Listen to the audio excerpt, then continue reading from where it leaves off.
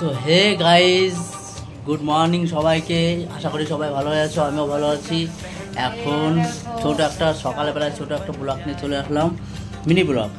তো ব্লগটা হচ্ছে এই বিষয়ে, আমার বউ দেখো চা বানাচ্ছে, দেখো চা আর চা পাতে, ঠিক আছে। আর এখানে আছে গরম গরম পকোড়া। বউর হাতের খাবার অনেকই টেস্ট।